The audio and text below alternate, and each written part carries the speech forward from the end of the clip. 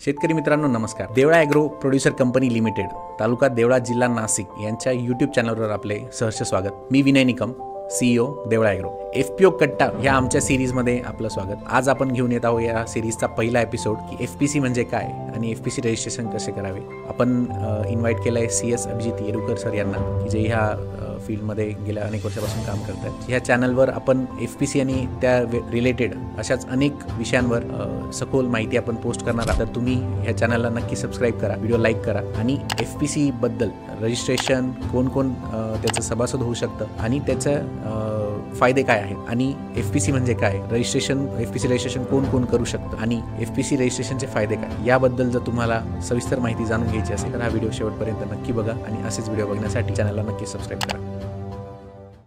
Abhijit sir नमस्कार. नमस्कार sir.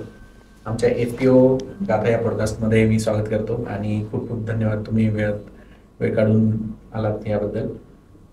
आपण पॉडकास्ट सुरू करण्याआधी मी तुम्हाला रिक्वेस्ट करतो की तुम्ही तुमचं इंट्रोडक्शन द्यावं, जेणेकरून आमचे शेतकरी आहेत, FPOचे संचालक आहेत, तर त्यांना थोडं कॉन्टेक्स्ट मिळेल. अच्छा सर, नमस्कार. मी अभिजित येरुकर. मी प्रॅक्टिसिंग कंपनी सेक्रेटरी आहे आणि मी नाशिकमध्ये कार्यरत आहे. मागच्या जवळपास 12 वर्षापासून मी ॲक्च्युली या प्रोफेशनशी निगडीत आहे. इनिशियली मी काही वर्ष कॉर्पोरेट्समध्ये काम केलं आहे मुंबई बेसमध्ये आणि मागील 7 ते 8 वर्षापासून मी practice as a company secretary म्हणून काम करत आहे. हे करत असताना ॲज अ कंपनी सेक्रेटरी हा एक सेंट्रल गव्हर्नमेंट ऑटोनॉमस इन्स्टिट्यूट आहे, ICSI यांच्यामार्फत राबवलेला एक प्रोग्राम आहे. त्या अंतर्गत मी त्याचा एक क्वालिफाईड मेंबर आहे. वर्ष 2024साठी मी ॲज अ नाशिक जिल्ह्याचा चेअरमन म्हणून पण काम केलेलं आहे आणि मागील बऱ्याच वर्षापासून कंपनी रजिस्ट्रेशनपासून तर कंपनी डिझोल्युशनपर्यंत वेगवेगळ्या सेगमेंटमध्ये मी काम करत असतो. आमचा सेगमेंट हा ओव्हरऑल ॲक्च्युली कंपनीचे compliances, investment, FDI, IPO, security market, trademark, IPR या सर्वांशी निगडीत आहे. सो अशी एक माझी ब्रीफ प्रोफाईल आहे या केसमध्ये. आणि आपण FPOकडे जाण्याआधी येस, तुम्ही जे दर्शक आहेत त्यांना सांगू शकता का की कंपनी सेक्रेटरी CS याचं काम काय असतं? बरोबर. आणि CA म्हणजे आधी एक नोशन होतं की CA CS सगळं एकच अंडर वन रूफ होतं ॲक्च्युली. तर मग कंपनी सेक्रेटरीचं काम हे CA पेक्षा वेगळं कसं आहे आणि त्याचं इम्पॉर्टन्स काय आहे? करेक्ट. खूप चांगला प्रश्न विचारला विनय सर आपण या संदर्भात. बऱ्याच वेळेला असं होऊन जातं ॲक्च्युली की ॲज अ लेमॅन आपल्याला कुठलीही गोष्ट करायची असेल, म्हणजे आपल्याला एक प्रोप्रायटरशिप ओपन करायची आहे अथवा एखादी कंपनी करायची आहे किंवा आपल्याला एखादा पार्टनर घ्यायचा आहे, या सर्व सेगमेंटमध्ये आपल्या पुढे सर्वात पहिले येणारा व्यक्ती असतो तो म्हणजे chartered accountant, that is CA. होतं असं ॲक्च्युली की कंपनी सेक्रेटरी नावाचं पण एक प्रोफेशन आहे आणि ते प्रोफेशन स्पेसिफिकली सेंट्रल गव्हर्नमेंटने यासाठी फ्रेमवर्क केलेलं आहे की कंपनी आणि त्या संदर्भातले निगडीत कायदे त्या व्यक्तीला त्याच्यामध्ये इत्तंभूत माहिती आहे आणि त्या सर्व पात्रता क्रॉस केल्यानंतर त्याला ती क्वालिफिकेशन डिग्री दिली आहे की त्याच्याकडे एक स्पेशलाइज नॉलेज आहे त्या सेगमेंटमधलं. सो कंपनी सेक्रेटरी बेसिकली तुमचा हा कंपनी लॉचा कंप्लायन्स ऑफिसर म्हणून काम करत असतो ॲक्च्युली.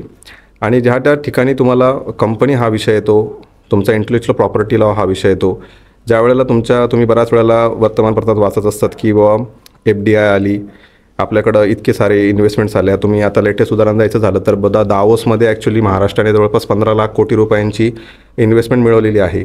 आता ह्या ज्या सगळ्या प्रोसेस आहेत या सगळ्यांमध्ये ॲज अ कंप्लायन्स ऑफिसर किंवा CS म्हणून एक कॉर्पोरेट गव्हर्नन्स बुककीपर म्हणून त्याची भूमिका फार मोठी असते ॲक्च्युली. 2013चा कायदा चेंज झाल्यापासनं यामध्ये बऱ्याच अंशी ॲक्च्युली की कंपनी सेक्रेटरी हे नाव प्रकर्षाने सर्वांना समजायला लागलं, त्याची नीड समजायला लागली. कारण की कंपनी कायदा बऱ्यापैकी थोडासा काही अंशी क्लिष्ट पण झाला आणि काही अंशी ॲक्च्युली त्याच्यामधल्या ज्या पेनल्टीज होत्या, त्याच्यामधल्या ज्या फीज होत्या, ते स्ट्रक्चर पण खूप मोठ्या लेवलला चेंज झाल्यामुळे CS व्यक्ती कोण आहे ही शोधाशोध ॲक्च्युली जनरल पब्लिकची चालू झाली आणि पर्यायाने चार्टर्ड अकाउंटंट यांनी पण त्या संदर्भात की हे वर्क CSने केलं पाहिजे, त्यामुळे त्या व्यक्तीचा एक नामोल्लेख झाला. थोडं बॅकग्राऊंड द्यायचं झालं ॲक्च्युली तर कंपनी सेक्रेटरी ही जी संस्था आहे ही 1968मध्ये ॲक्च्युली उदयास आली. 1980पासून याचे फुल टाईम मेंबर्स बनवणं चालू झालं. आम्ही आता रिसेंटलीच आमचा गोल्डन जुबली प्रोग्राम पण पूर्ण केला as a institute of company secretary, आणि त्या कार्यक्रमाला माननीय आपले देशाचे पंतप्रधान मोदी साहेब पण आले होते. त्यांनी पण ॲज अ कंपनी सेक्रेटरी आणि कॉर्पोरेट गव्हर्नर्स म्हणून आमची जी काही जबाबदारी आहे त्याच्याबद्दल पुन्हा एकदा आमच्या मेंबरला अधोरेखित केलं की त्याची नीड आणि गरज किती आहे या आपल्या भारतीय अर्थव्यवस्थेला आणि कॉर्पोरेट जगताला. सो कंपनी सेक्रेटरी एक ऑल टुगेदर वेगळं प्रोफेशन आहे. CA ॲज अ प्रोफेशनमध्ये म्हणाल तुम्ही तर तो taxation, project finance, income tax, GST, taxation related, finance related सर्व पार्ट्स तो व्यक्ती बघत असतो आणि त्यासाठी ते प्रोफेशन क्रिएट केलं आहे. कंपनी सेक्रेटरी हा company law, LLP act, IPR act, त्याचे अलाइड लॉज, SEBI, RBI यासाठी क्रिएट केलेलं हे प्रोफेशन आहे आणि हा मला असं वाटलं दोघांमधला डिफरन्स आहे. नक्कीच मध्ये खूप हेल्पफुल होतं सर हे, कारण आमची ही एक फार्मा प्रोड्युसर कंपनी आहे. अच्छा. आणि त्यातही आम्ही जेव्हा अकाउंटिंग आणि रिपोर्टिंगचा एक पार्ट आहे, पण मग FPOला कंप्लायन्स जो आहे सेक्रेटरियल कंप्लायन्स, करेक्ट, तो थोडा कुठेतरी युजल प्रायव्हेट लिमिटेड कंपनीजपेक्षा जास्त आहे. आणि त्यात आम्हाला बऱ्याचशा गोष्टी नव्यानेच कळाल्या की as a FPO as a pharma producer company म्हणून बरेचसे जे कंप्लायन्स आहेत ते तुम्हाला ॲडिशनल करावे लागतात. बरोबर. त्यासाठी त्याची इम्पॉर्टन्स, ग्रॅव्हिटी समजणं हे खूप महत्त्वाचं आहे, जे FPOचे सभासद आहेत किंवा संचालक आहेत त्यांच्यासाठी. अर्थात. तर आपण एक बेसिकपासून सर सुरुवात करूया. तर FPC म्हणजे काय आणि ती कुणासाठी इंट्रोड्यूस केली गेली याबद्दल तुम्ही थोडं सांगा. अच्छा. सर आता बेसिकली आपला आजच्या सेगमेंटचा विषय आहे फार्मर प्रोड्युसर कंपनी. त्याला आपण शॉर्ट फॉर्ममध्ये FPC म्हणतो ॲक्च्युली. कंपनी कायदा हा तसा ॲक्च्युली भारत स्वातंत्र्य झाल्यानंतर 1956चा कायदा अस्तित्वात होता आणि त्या 1956च्या कायद्याअंतर्गत 581 नावाचा एक सेक्शन होता ॲक्च्युली, जो फार्मर प्रोड्युसर कंपनी नावाच्या विषयावर आपल्याला मार्गदर्शन करत होता किंवा आपणा सर्वांना. आपल्यालाच माहीत असेल ॲक्च्युली की माननीय पायलट साहेब कॉर्पोरेट मिनिस्टर असताना 2013 साली शेवटच्या बजेटमध्ये त्यांनी कंपनी कायद्याला तत्वतः मंजुरी दिली. त्यानंतर ॲक्च्युली 2013चा कायदा अस्तित्वात आला आणि तेव्हापासून ॲक्च्युली कंपनी कायद्याचं स्वरूप हे आत्ता रिसेंटली काही वर्षांपूर्वी 378 नावाच्या सेक्शनमध्ये त्याचा उल्लेख होतो फार्मर प्रोड्युसर कंपनीचा. फार्मर प्रोड्युसर कंपनी काय, तर ॲक्च्युली जसं सर त्याच्या नावामध्येच ॲक्च्युली फार्मर हा शब्दाचा उल्लेख आहे. त्याचा कारणच असं ॲक्च्युली की शेतकऱ्यांनी शेतकऱ्यांसाठी शेतकी कामांसाठी बनवलेली संस्था म्हणजे फार्मर प्रोड्युसर कंपनी. म्हणजे मला असं वाटतं ॲक्च्युली की आपले जे दर्शक आहेत किंवा आपले आज जे श्रोते आहेत त्यांच्यासाठी ॲक्च्युली मी एक जितका सोयीस्कर आणि सुलभ भाषेमध्ये आजच्या विषय मांडण्याचा प्रयत्न करेल तेवढा मी मांडण्याचा प्रयत्न करतो आहे. आता फार्मर प्रोड्युसर कंपनी म्हणजे ही ते शेतकऱ्यांसाठी असलेली संस्था आहे. यामार्फत आपण वेगवेगळ्या प्रकारचे शेतकी रिलेटेड कामं करू शकतो आणि ह्या संस्थेअंतर्गत शेतकरीच फक्त सभासद होऊ शकतो. कोणीही जनरल लेमॅन ज्याच्याकडं स्वतःचा 7-12 उतारा वगैरे नाही आहे हा व्यक्ती याचा सभासद होऊ शकत नाही. याची बेसिक आउटलाईन फक्त फार्मर्ससाठी त्यांनी राखीव ठेवलेला हा विषय आहे. That is called a farmer producer company. असं म्हणजे FPC ही प्रायव्हेट लिमिटेड कंपनी आहे, पण त्यातल्या त्यात एक स्पेशल कॅटेगरी त्यांनी क्रिएट केली आहे प्रायव्हेट लिमिटेड कंपनीमध्ये की producer company limited. Correct, correct. यात किती शेतकरी गरजेचे आहे? जर कुणाला शेतकऱ्यांचा ग्रुप आहे तर त्यांना प्रोड्युसर कंपनी जर रजिस्टर करायची, करेक्ट, तर किती शेतकऱ्यांची मिनिमम गरज असते? त्याच्या काही अटी आहेत का? बरोबर. आणि ते प्रायव्हेट लिमिटेड कंपनी रजिस्ट्रेशन आणि FPC रजिस्ट्रेशन यात फरक काय आहे रजिस्ट्रेशन आपण जेव्हा करतो? अच्छा. सर तुम्ही आता एक राईटली क्वेश्चन विचारला ॲक्च्युली की फार्मर प्रोड्युसर कंपनी याचं तुम्ही बॅकग्राऊंड सांगितलं, पण याची नोंदणी प्रक्रिया किंवा बाकीच्या गोष्टी कशा वर्कआउट होत असतात. तर मी त्या विषयाला अनुसरून अजून एक मुद्दा या ठिकाणी ॲड करू इच्छितो की फार्मर प्रोड्युसर कंपनी ॲक्च्युली कोणी करावी. पहिला तर मुद्द्यामध्ये मी माझा कव्हर केला की तो शेतकऱ्यांसाठी शेतकी कामासाठी केलेली संस्था म्हणजे फार्मर प्रोड्युसर कंपनी. मुख्य मुद्दा आता असा ॲक्च्युली की शेतकरी म्हटल्यानंतर आपल्या डोळ्यासमोर येतो की तो दररोज सकाळी उठतो, अर्ली मॉर्निंग तो शेतामध्ये जातो, तिथं तो पिकांना शेतामध्ये राबतो आणि त्याचं 2, 4, 6 महिन्यामध्ये सायकलनुसार सिजनल जे काय असतं ते पीक येतं आणि तो मार्केटमध्ये जाऊन ते विकतो. दॅट इज कॉल्ड शेतकरी, त्याचा तो रुटीन जॉब आहे ॲक्च्युली. होतं काय ना ॲक्च्युली की प्रोड्युसर कंपनी कॉन्सेप्ट ॲक्च्युली ही तशी युरोपियन आणि US मार्केटमध्ये ही फार जुनी कॉन्सेप्ट आहे. आता काय झालं ॲक्च्युली की ज्या पद्धतीने आपला देश वाढतो आहे, अर्थव्यवस्था वाढते आहे, जग जवळ आलेलं आहे बिकॉज ऑफ लॉजिस्टिक अँड कम्युनिकेशनमुळे. तर होतं असं बऱ्याच वेळेला की फक्त आणि फक्त आपल्याला सीझन, मार्केटमधली डिमांड, MSP, आपण ज्याला नॉर्मल भाषेमध्ये हमीभाव वगैरे म्हणतो, ह्या कॉन्सेप्टच्या बाहेर जाऊन आपला शेतकरी कुठेतरी उद्योजक झाला पाहिजे ॲक्च्युली. आणि त्यासाठी सरकारने हा लावलेला एक त्याला सपोर्ट आहे आणि त्याला कुठंतरी कंपनी कायद्याचं स्वरूप दिल्यामुळे त्याच्यामध्ये कुठंतरी त्या गोष्टीचा एक उद्योजक बनण्यासाठी किंवा कॉर्पोरेटचा फील येण्यासाठी केलेला हा प्रयत्न आहे. आता होतं असं की जेव्हा मी फार्मर प्रोड्युसर कंपनीमध्ये आपण बोलतो आहे, इट डझंट मीन की बा त्याने उगवलेलं पीक त्याने विकणं किंवा ग्रुप ऑफ पीपलने विकणं म्हणजेच फार्मर प्रोड्युसर कंपनी, असं फक्त सिम्पल तेवढा त्याचा मिनिंग नाही होत. तुम्ही याच्यामध्ये कुक्कुटपालन करू शकतात, मधुमक्षिका पालन करू शकतात, तुम्ही याच्यामध्ये कोल्ड स्टोरेज करू शकता, तुम्ही याच्यामध्ये आपेडा अंतर्गत वेगवेगळे रजिस्ट्रेशन करून तुम्ही एक्सपोर्ट करू शकता. किंवा तुमची जर 10 ते 20 किंवा 100 अशा लोकांची जर युनिटी क्रिएट झाली तर तुमच्याकडे एक मोठा माल क्रिएट होईल आणि त्या मालाने जर तुम्ही एखादी मोठी एखाद्या मोठ्या चेनसोबत जर तुम्ही जॉईंट होऊ शकले, मे बी मार्केटमध्ये सध्या अवेलेबल असलेले डीमार्ट असतील, अदानी असतील, रिलायन्स असतील किंवा अजून दुसरे कुठले, तर त्या चेनची जर ते गरज पूर्ण करू शकत असाल आणि जर तुम्ही कॉन्स्टंटली तो सप्लाय पूर्ण करू शकत असाल तर तुम्हाला एक चांगला रेट आपण म्हणतो, MSP म्हणतो, तो पण मिळणार. आणि याच्यामध्ये स्वायत्तता राहते. काय होऊन जातं, गव्हर्नमेंटचं कुठलंही धोरण ठरत असताना किंवा कुठल्याही पॉलिसी ठरत असताना त्याच्यामध्ये वेगवेगळे अँगल्स असतात, सर्व परिस्थितीचा अभ्यास करावा लागतो. पण हे सगळं होत असताना कधी कधी ॲक्च्युली की एखाद्या पट्ट्यामध्ये एखादा प्रोडक्ट जास्त आहे, समजा आता मी नाशिकचा आहे तर त्यामुळे मला माहिती आहे ॲक्च्युली की नाशिकचं जे मेन इन्ग्रेडियंट प्रोडक्ट आहे ते आहे माझं कांदा आणि द्राक्ष. आणि मला असं वाटतं की आपल्या श्रोतेमंडळींना मला वेगळं सांगायची गरज नाही ॲक्च्युली की बा कांदा 5 वर्षातून एकदा हसवतो आणि 4 वर्ष रडवतोच ॲक्च्युली, हेच आत्तापर्यंतचं धोरण झालं आहे ॲक्च्युली. आणि अनफॉर्च्युनेटली द्राक्षामध्ये पण तेच होतं की दरवर्षी असे खूप सारे केसेस दिसतात की एक व्यापारी आला, त्यांनी त्यांच्यासोबत कॉन्ट्रॅक्ट केला आणि त्यांनी फसवून दिलं, तो व्यापारीच फेक निघाला. हे का होतं माहिती आहे का, की ज्या वेळेला आपल्यासोबत युनिटी नसेल कुठले काम करत असताना त्यावेळेला अशा गोष्टी होत असतात. जेव्हा तुम्ही युनिटीने काम कराल, समोरच्या माणसाची बॅकग्राऊंड चेक करून हे काम कराल, तर तुम्हाला एक चांगला व्यापारी तुमच्याशी कॉन्टॅक्ट होणार किंवा तुमच्यासोबत एक अशी कॉर्पोरेट फर्म तुमच्याशी जॉईंट होणार किंवा तुम्हाला फॉरेनमधून जर समजा एखाद्या सोबत टायप करायचं आहे तर त्याच्यासोबत एक स्ट्रक्चर्ड वेने तुम्ही लिगल पद्धतीने जर त्यांच्यासोबत MOU करून गेले तर एक तुम्हाला ॲथेंटिकेट होईल की हे पेमेंट मला ॲश्युअर्ड आहे. पण दुर्दैवाने ते होत नाही, म्हणून ते होण्यासाठी गव्हर्नमेंटने केलेला हा फार्मर प्रोड्युसरचं हे आहे. आणि याच्यामध्ये तुमच्याकडे N नंबर ऑफ गोष्टी आहे. जसं की आता आम्ही बऱ्याच ठिकाणी बघत असतो की आता महाराष्ट्रामध्ये की वेगवेगळे एरियाज आहेत. जसं की समजा आपला जळगावला केळी होते, नाशिकमध्ये द्राक्ष होतात, पश्चिम महाराष्ट्रामध्ये गेला तर तिथं वेगवेगळे फळं आपल्याला बघायला मिळतात, नागपूर साईडला संत्री वगैरे होत असते, कोकण पट्ट्यात आपण गेलो तर फणस, आंबा आणि काजू यांचं प्रोसेसिंग किंवा आपण त्या गोष्टी इथेच राबवू शकतो. म्हणजे आपला जो क्लस्टर नावाचा विषय आहे तो खूप चांगल्या पद्धतीने डेव्हलप होऊ शकतो.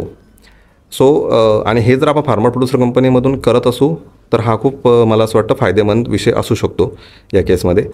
आता मी तुमच्या पहिल्या प्रश्नाकडे येतो की ज्यामध्ये तुम्ही मला म्हटलं होतं की याची नोंदणी प्रक्रिया वगैरे कशी असू शकते.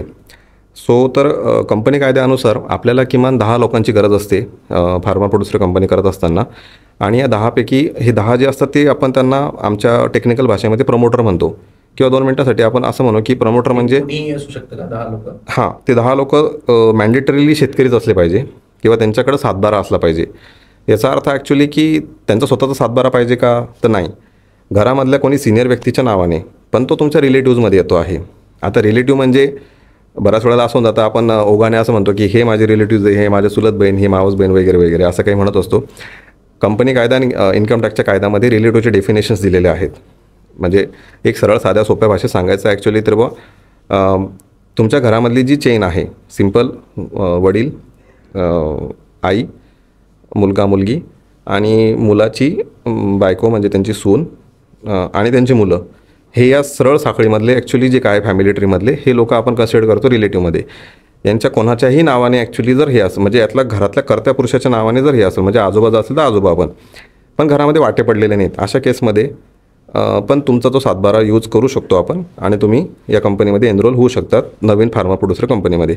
तर मिनिमम 10 लोकांची तुम्हाला गरज असते आणि 10पैकी तुम्ही 5 लोक हे मॅन्डेटरीली तुमचे संचालक म्हणून कंपनीवर असले पाहिजे.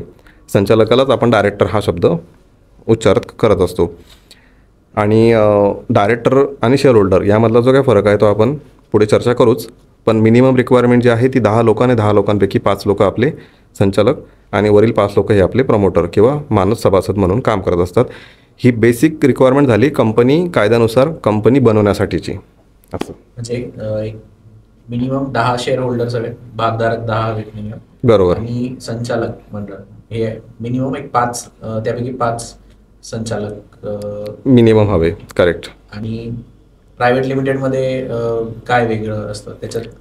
संचालक आणि भागधारक, शेअर होल्डर आणि डायरेक्टर, त्याची रिक्वायरमेंट काय आहे एफपीसी ची कंपेअर केलं तर? प्रायव्हेट कंपनी LLP असे 2 सेगमेंट आहेत. दोघांमध्ये ॲक्च्युअली रिक्वायरमेंट सिम्पल आहे, सेम आहे की मिनिमम 2 लोक किमान पाहिजे ती कंपनी ॲज अ डायरेक्टर आणि शेअर होल्डर म्हणून चालवण्यासाठी, जी की इथली रिक्वायरमेंट 5 आणि 10 लोकांची आहे.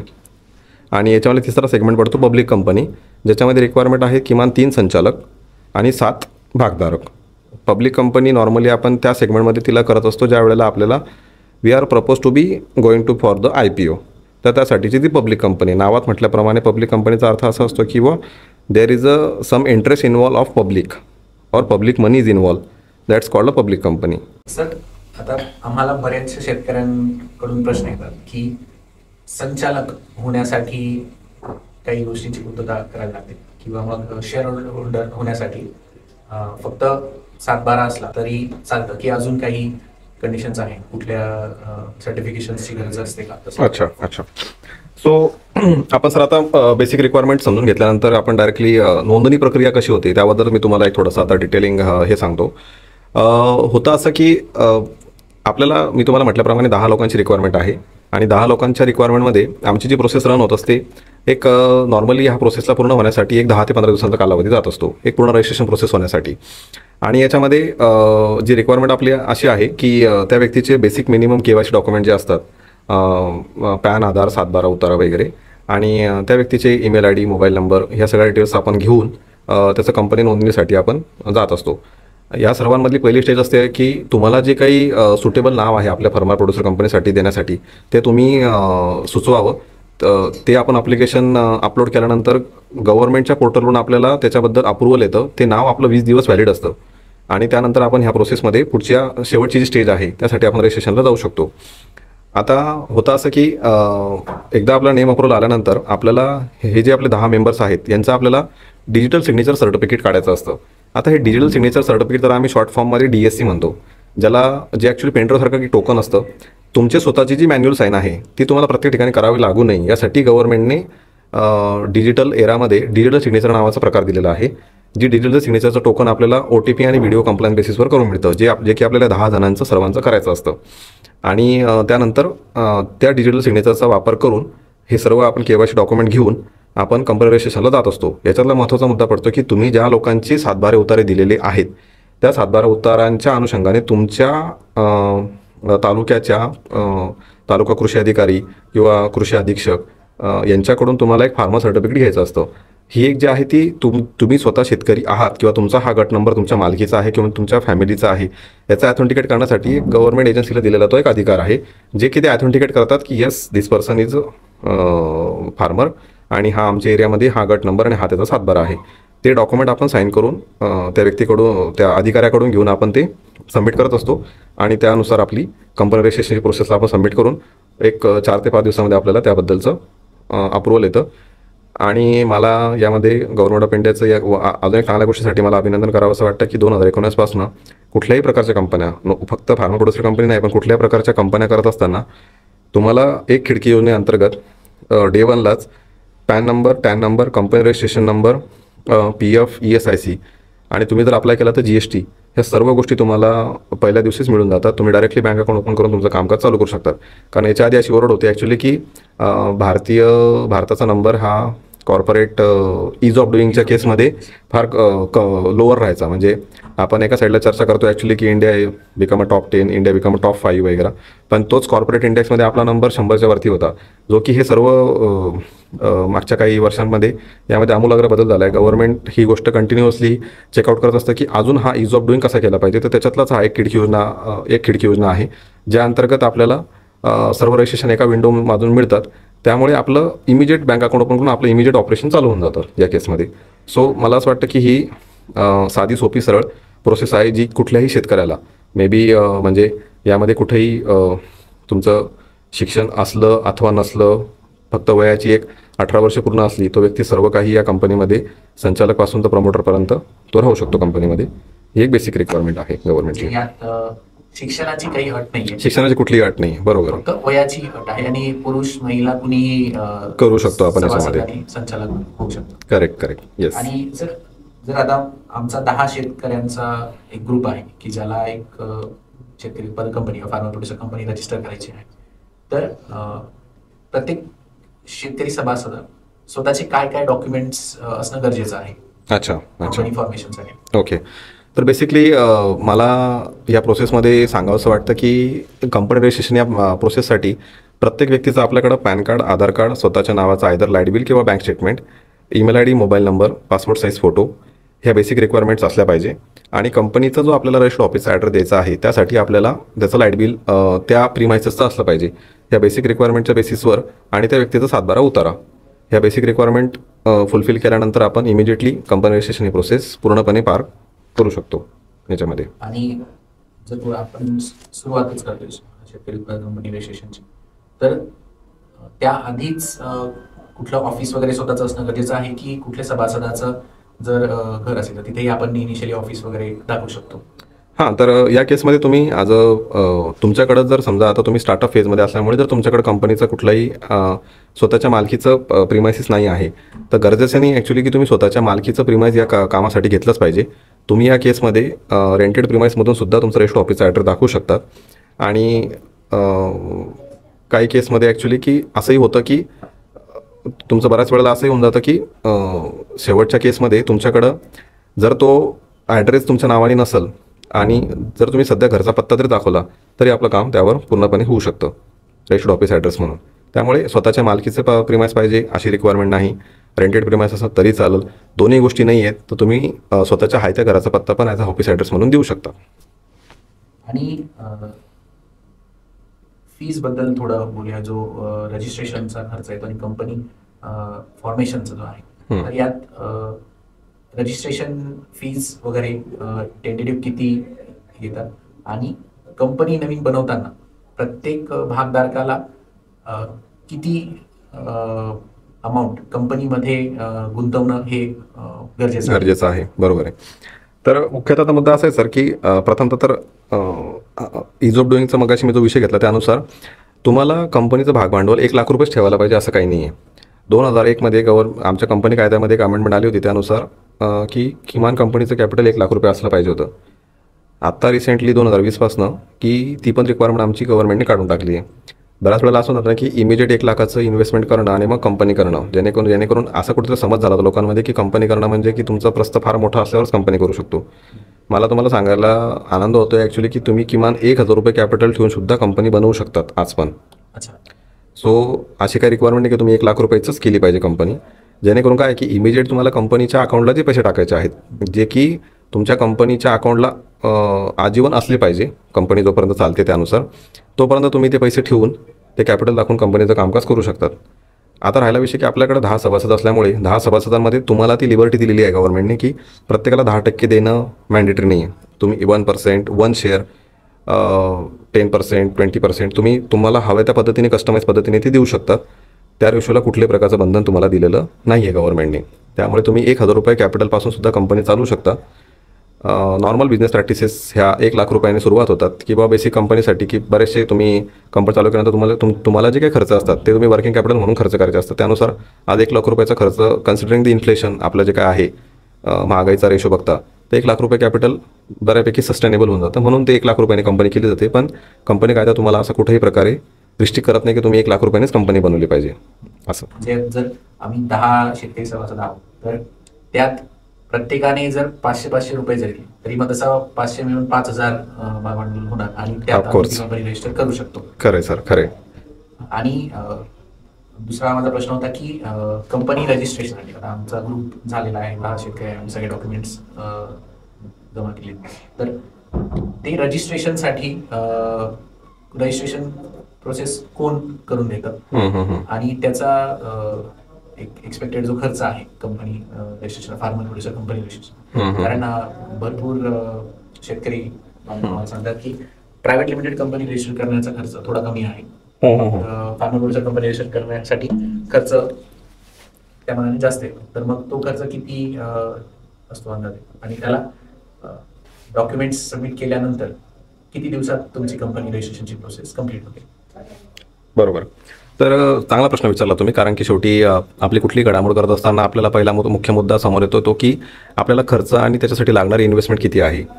फार्मर प्रोड्युसर कंपनीमध्ये मगाशी मी म्हटल्याप्रमाणे आपल्याला जवळपास 10 मेंबरची गरज असल्यामुळे आणि 10 मेंबरच्या डिजिटल सिग्नेचर आपल्याला काढायचे असल्यामुळे इमिजिएट आपला जो काही खर्च जो आहे तो 15 ते 20 हजार रुपये डिजिटल सिग्नेचरवर होऊन जातो.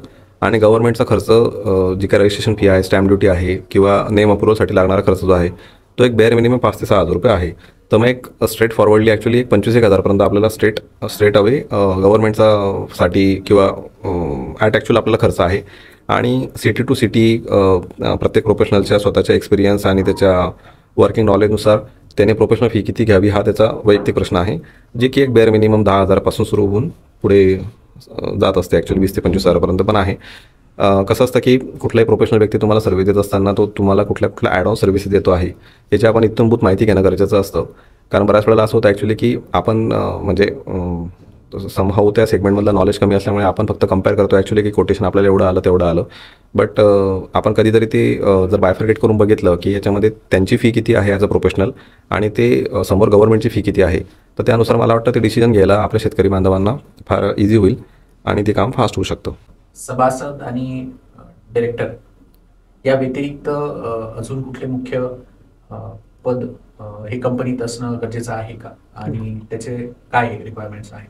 अच्छा, तर आता आपण नोंदणी कशी करावी या प्रक्रियेतून पुढे जाऊन आता कंपनी बनवली आहे आपण आणि आता आपण ती कंपनी ऑपरेट करत आहोत. तर या केसमध्ये आपल्याला काय काय गोष्टींचं पालन करावं लागेल. कारण होऊन असं जातं ॲक्च्युली की कंपनी कायदा तुम्हाला जी काही सुलभता देतो आहे कंपनी बनवण्यासाठीची, ती सुलभतासोबत तुम्हाला अनुपालन, ज्याला आम्ही कंप्लायन्स म्हणतो, तो पण तुम्हाला करणं गरजेचं होऊन जातं. कारण होतं असं की बऱ्याच वेळेला लॅक ऑफ प्रोफेशनल गायडन्स, एक तुम्हाला व्यावसायिक सल्ला न मिळाल्यामुळे की कंपनी बनवली आहे पण तिची पुढे 1 ते 2 वर्ष कंप्लायन्सच झाली नाही, तर त्याचा फार मोठा फटका आपल्या शेतकीय गट शेतीला होऊ शकतो. कारण की त्या कंप्लायन्सेसची धाकता जी आहे ती खूप जास्त आहे. कारण की त्याच्यामध्ये काही केसेसमध्ये आपल्याला पर डे बेसिसवरचे पेनल्टी आहेत आणि त्या पेनल्टीज किंवा त्याला आपण दंड म्हणू, ज्या 200 रुपये पर डेपर्यंत आहेत, ज्या की एक सर्टन टाईमनंतर ॲक्च्युली त्या फार अनबिअरेबल किंवा असह्य होऊन जातात.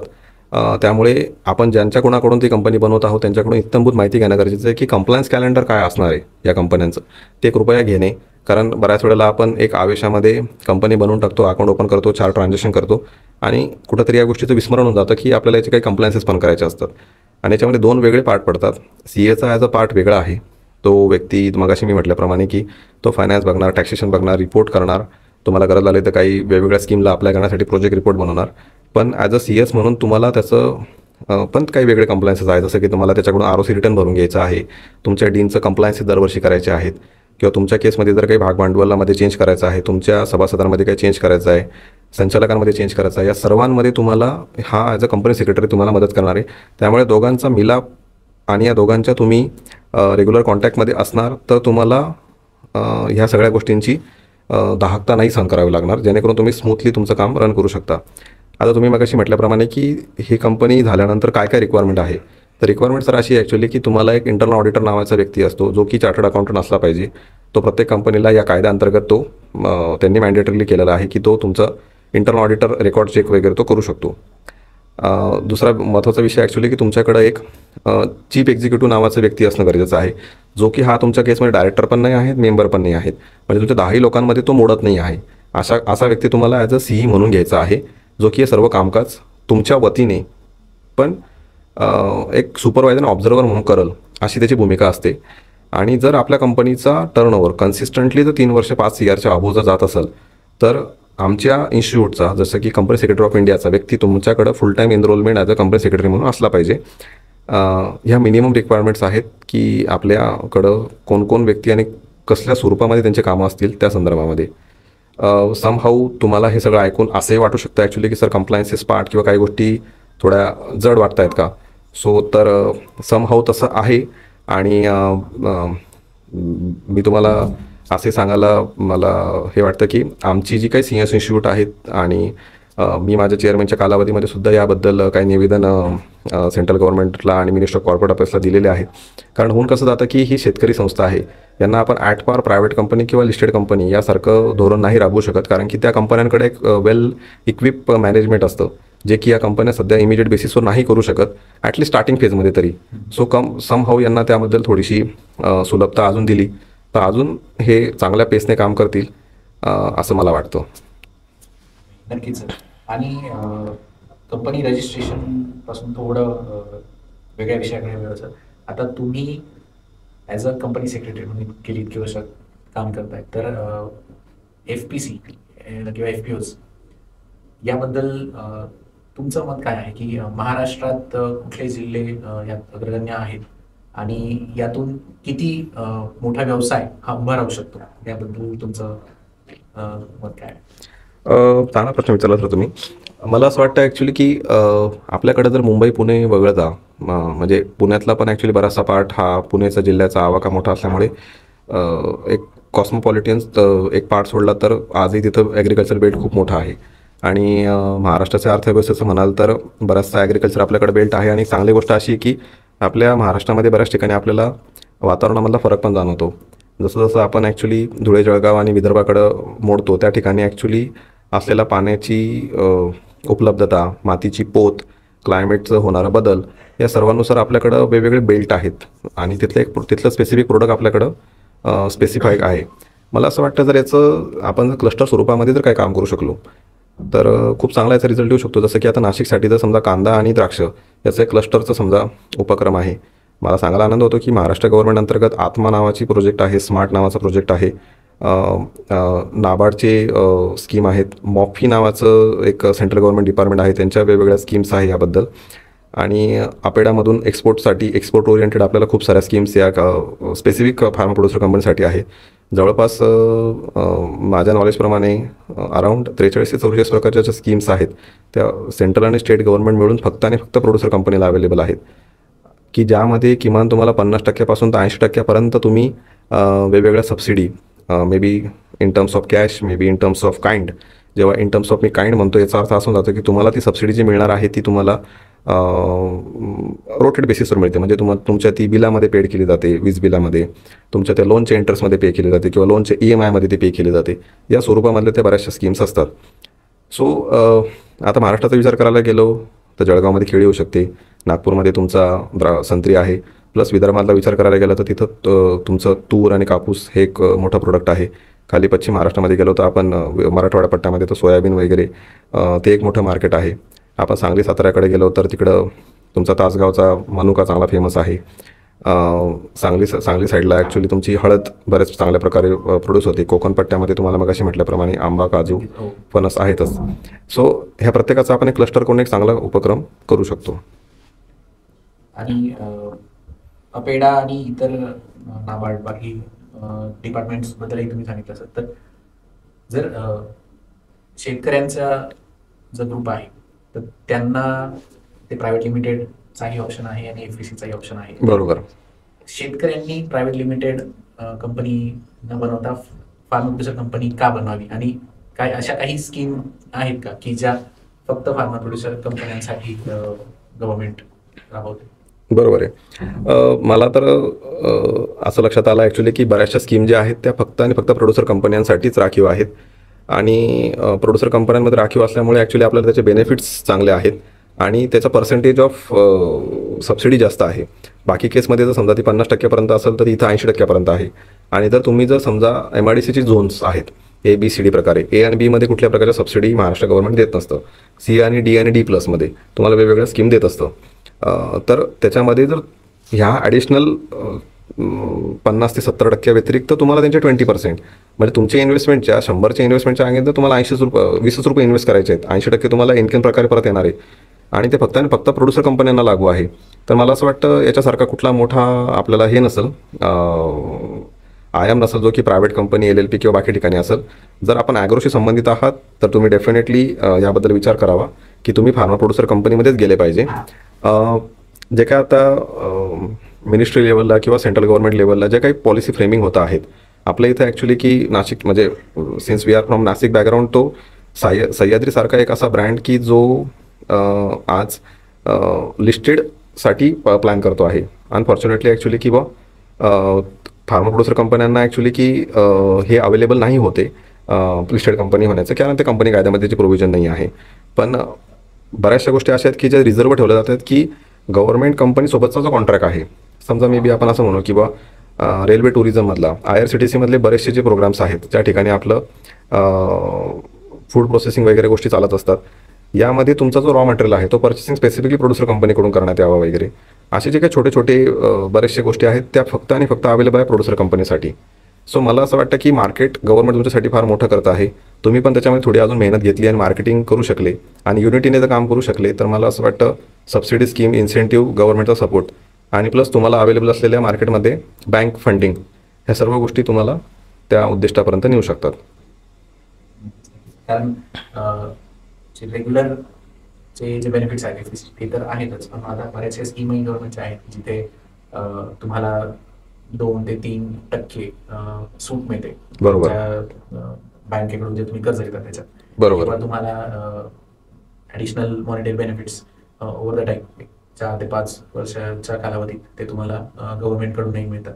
बरोबर. आणि त्या गोष्टींचा विचार केला तर मग शेतकऱ्यांनी प्रायव्हेट लिमिटेडपेक्षा कुठेतरी FPC निवडणं हे नक्कीच तिथे जास्त फायद्याचं ठरतं. नक्की सर, नक्की. जाता आता एक शेवटचा प्रश्न की FPC आणि FPO अच्छा. यात काय फरक आहे? बरं. तुम्ही सर चांगला प्रश्न विचारला. FPC आणि FPO हा थोडासा मागच्या 2 वर्षापासून बराच ॲक्च्युली वापरण्यात येणारा शब्द झाला आहे. कारण झालं असं ॲक्च्युली की नाशिक एरियामध्ये किंवा नाशिक जिल्ह्यामध्ये म्हणू आपण 2 मिनिटासाठी, नाफेड आणि NCCF मार्फत कांदा लिलावाची प्रक्रिया होत असते आणि त्यामार्फत त्यांनी स्पेसिफिकली असे रूल केलेले आहेत की ही फक्त कांदा खरेदी विक्री खरेदी जी आहे ती फक्त ते FPC किंवा गट शेतीमार्फत करणार आहे. त्यांनी मागच्या 2-2.5 वर्षापासून जो काही कॉन्सेप्च्युअल चेंज आणलेला आहे, तर कंपनी कायदा त्याच्यामध्ये त्यांनी असं म्हटलं की इन्स्टेड ऑफ आम्ही सर्व FPCसोबत डिस्कस आउट करण्यापेक्षा त्याच्यावर प्रत्येकाकडून इंडिव्हिज्युअल माल घेण्यापेक्षा जर आम्ही FPO मार्फत, तर FPOचा फुल फॉर्म येतो ॲक्च्युली की farmer producer organisation, that short form आहे FPO म्हणून, ज्याला म्हणतो आम्ही फेडरेशन ॲक्च्युली. तर 2 किंवा जास्त तुमच्याकडे जर FPC ह्या ज्या मेंबर म्हणून असतील तर त्याला आपण FPO म्हणतो. जसं तुम्हाला मगाशी म्हटल्याप्रमाणे आपण जे डिस्कस आउट केलं की 10 इंडिव्हिज्युअल असलं की आपली एक FPC होते. आता ती FPC बनवलेल्या अशा 2 FPC जर आपल्या FPOमध्ये आपल्या अजून एक दुसरी FPCमध्ये, तिसऱ्या FPCमध्ये जर मेंबर झाली तर तिला FPOचं स्वरूप येतं. त्यासाठी आपण कंपनी कायद्याअंतर्गत 378 सेक्शनचा अप्रुव्हल घेऊन मिनिस्ट्री ऑफ कॉर्पोरेट अफेअर्सकडे ते प्रस्ताव सादर करतो. त्याच्यातून आपल्याला अप्रुव्हल येतं आणि मग आपल्याला फेडरेशनचं स्वरूप येऊन जातं. आता आमच्या न्यातमध्ये जे काय बऱ्याच कंपन्या ज्यांच्याकडे किमान 50 ते 70सुद्धा FPC आहेत, कारण की गव्हर्नमेंटच्या ज्या एजन्सीज आहेत नाफेड आणि नाबार्ड यांचं काम इझी व्हावं किंवा त्यांना एकाच FPCशी किंवा FPOशी डील करताना मल्टिपल अँगल त्यांना कवर करता आले किंवा मोठा ग्रुप ऑफ पीपल जर कवर करता आला तर त्यांचं काम इझी होतं आणि त्यांचा जो काही ऑब्जेक्ट आहे तो तळागाळापर्यंत पोहोचतो की गट शेती करणे आणि गट शेतीतून येणारं उत्पन्न सर्व शेतकऱ्यांसोबत वाटून घेणे, यासाठीचा तो फरक आहे. सो FPC आणि FPOमध्ये फरक एवढाच आहे सर, समोरची पण कंपनी जी FPO आपण जिला म्हणतो ती पण FPCच असते, फक्त तिचे भागधारक जे असतात ते 2 किंवा त्याच्यापेक्षा जास्त जर त्यांचे सभासद म्हणून जर असतील तर त्यांना आपण FPO म्हटलं जातं कंपनी कायद्यानुसार. आणि सर यात एक शेतकरी हा 2 FPCचा सभासद होऊ शकतो किंवा एक FPC ही एकापेक्षा जास्त FPOची सभासद होऊ शकते का? तसं ॲक्च्युली कंपनी कायद्याअंतर्गत त्याला कुठलंही बंधन ठेवलेलं नाही आहे की तुम्ही मल्टिपल FPCचा मेंबर नाही व्हावं वगैरे. तुम्ही मेंबर होऊ शकतात आणि दुसरी गोष्ट तुम्ही डायरेक्टर ॲज अ संचालक म्हणून सुद्धा मल्टिपल कंपन्यांमध्ये होऊ शकतात. ॲज अ संचालक व्हायला तुम्हाला 15 कंपन्यांपर्यंत लिमिट आहे. म्हणजे एक जसे मिस्टर विनय निकम इथून पुढे 15 कंपन्यांमध्ये ॲज अ डायरेक्टर होऊ शकतात फार्मा प्रोड्युसर कंपनीमध्ये. आणि एका फार्मा प्रोड्युसर कंपनीमध्ये 15पेक्षा जास्त मेंबर्स झाले तर तुम्हाला सेंट्रल गव्हर्नमेंटची वेगळी परमिशन घ्यावी लागते. म्हणजे 2 वेगवेगळे विषय.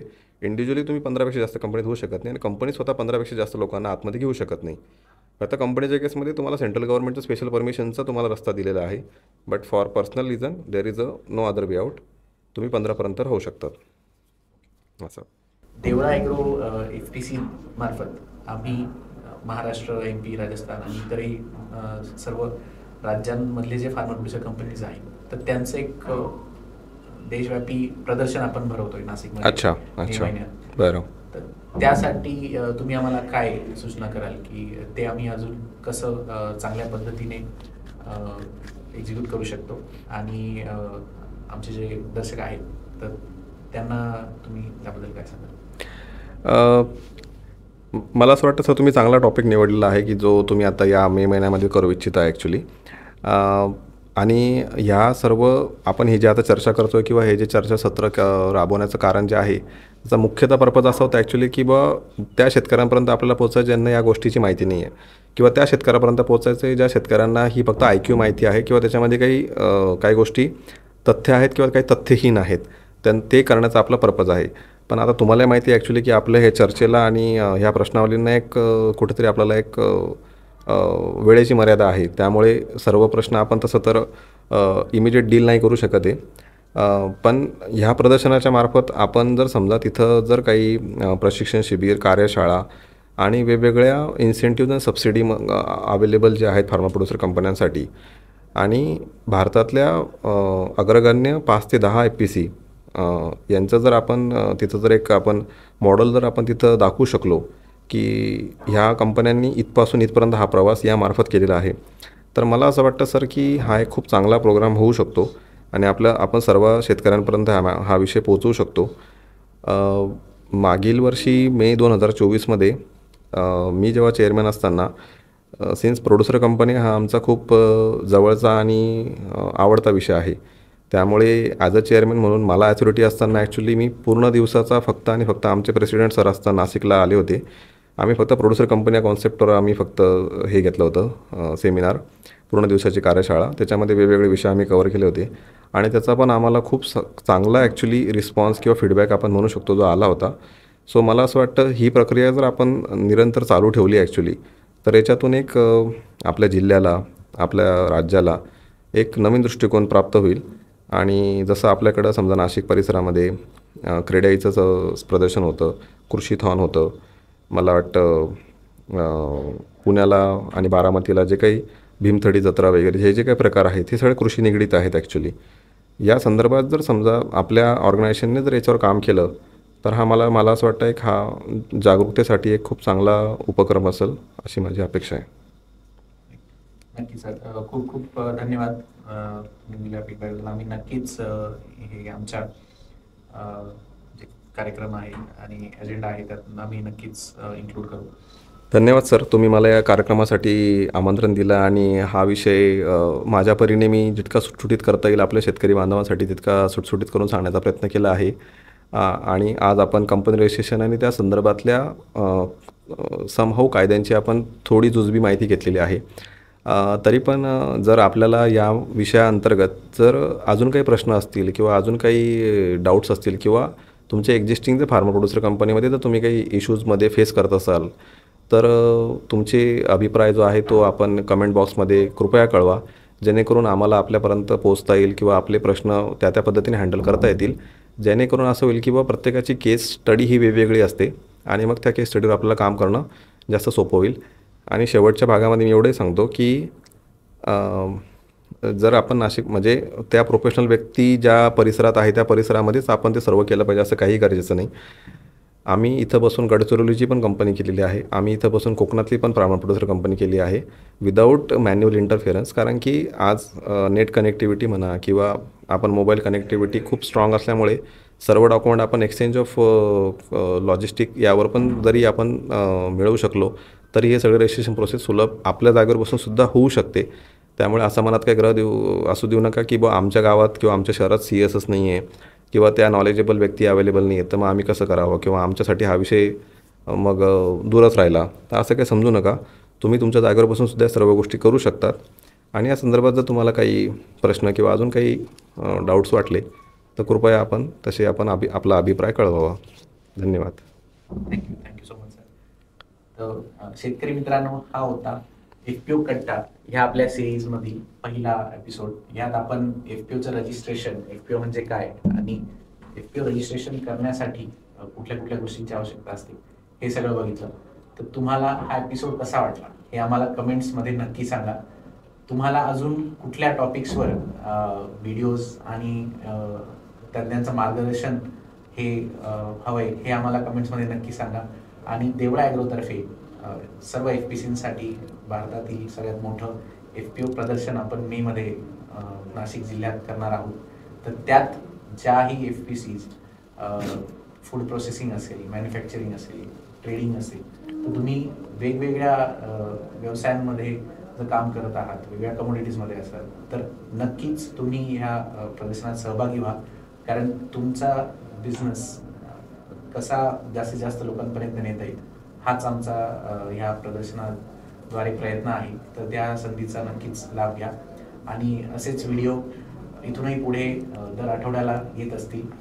FPO बद्दल आम्ही वेगवेगळ्या विषयांवर चर्चा आणि मुलाखत ह्या चॅनलवर आम्ही पोस्ट करत आहोत. तर नक्की ह्या चॅनलला सबस्क्राईब करा आणि व्हिडिओ आवडल्यास लाईक करा आणि आपल्या शेतकरी मित्रांबरोबर नक्की शेअर करा.